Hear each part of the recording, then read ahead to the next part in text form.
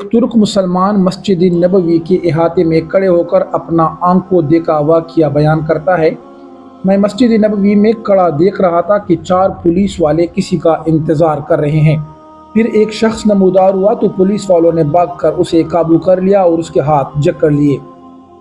نوجوان نے کہا، مجھے دعا اور توسل کی اجازت دے دو، میری بات سن لو، میں کوئی بھکاری نہیں ہوں، نہ کوئی چور ہوں۔ پھر وہ جوان چیخنے لگا، میں نے اسے دیکھا تو ایسے لگا جیسے میں اسے جانتا ہوں۔ میں بتاتا ہوں کہ میں نے اسے کیسے پہچانا۔ دراصل میں نے اسے کئی مرتبہ بارگاہ رسالت میں روتے ہوئے دیکھا تھا۔ یہ ایک البانوی نوجوان تھا جس کی عمر 35 یا 36 سال کے درمیان تھی۔ اس کے سنہرے بال اور ہلکی سی داڑھی تھی۔ میں نے پولیس والوں سے کہا، اس کا کوئی جرم نہیں ہے تو تم اس کے ساتھ ایسا کیوں کر رہے ہو؟ اس پر کیا الزام ہے؟ انہوں نے کہا، تو پیچھے ہٹ، اس معاملے میں بولنے کا تجھے کوئی حق نہیں۔ میں نے پھر کہا، آخر اس کا تمہارے ساتھ مسئلہ کیا ہے؟ کیا اس نے کوئی چوری کی ہے؟ انہوں نے کہا، یہ بندہ 6 سال سے ادھر مدینہ شریف میں رہ رہا ہے، لیکن اس کا یہ قیام غیر قانونی ہے۔ ہم اسے پکڑ کر واپس اس کے ملک بھیجنا چاہتے ہیں، لیکن وہ ہر بار بھاگ جاتا ہے اور جا کر روضہ رسول میں پناہ لے لیتا ہے، اور ہم اسے اندر جا کر گرفتار نہیں کر سکتے۔ میں نے پوچھا، اب اس کے ساتھ کیا کرو گے؟ انہوں نے کہا، ہم اسے پکڑ کر جہاز پر بٹھائیں گے اور واپس البانیہ بھیج دیں گے۔ نوجوان مسلسل روئے جا رہا تھا اور کہہ رہا تھا، کیا ہو جائے گا اگر تم مجھے چھوڑ دو گے وہاں؟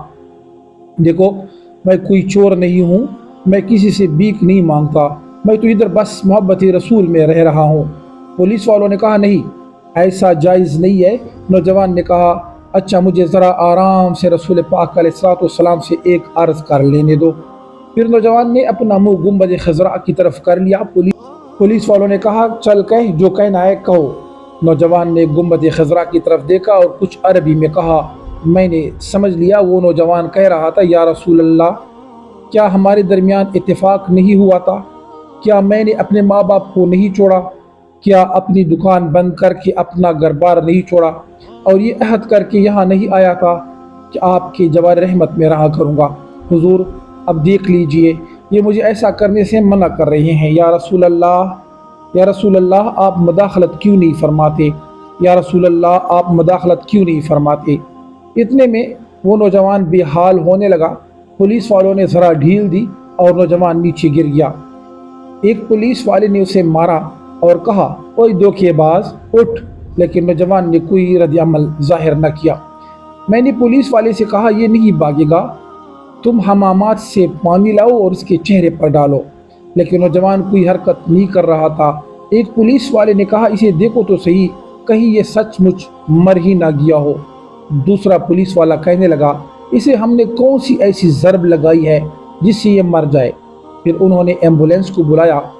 وہ سامنے والے 7 نمبر گیٹ سے ایک ایمبولینس لے آئے۔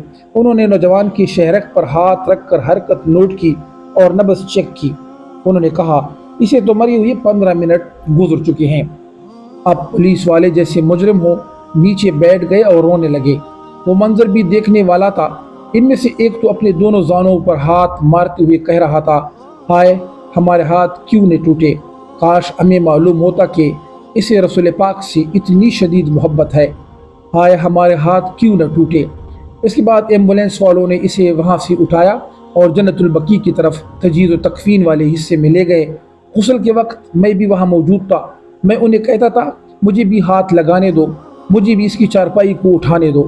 جب جنازہ تیار ہو کر نماز کے لیے جانے لگا تو پولیس والوں نے مجھے کہا، ہم نے جتنا گناہ اٹھایا ہے بس اتنا کافی ہے، اسے ہمارے سوا اور کوئی نہیں اٹھائے گا، شاید اسی طرح ہمیں آخرت میں کچھ رعایت مل جائے۔ میرے سامنے ہی وہ نوجوان بار بار کہہ رہا تھا، یا رسول اللہ، آپ مداخلت کیوں نہیں فرماتے؟ دیکھا، رسول پاک علیہ الصلوۃ والسلام نے مداخلت فرما دی اور ملک الموت نے اپنا فریضہ ادا کر کے اسے نبی پاک علیہ الصلوۃ والسلام تک ہمیشہ کے لیے پہنچا دیا۔ اللہ تعالی ہمیں اپنے حبیب صلی اللہ علیہ وآلہ وسلم کی ویسی ہی محبت عطا فرمائے، آمین ثم آمین یا رب العالمین، جیسی اس البانی نوجوان کو عطا فرمائی تھی۔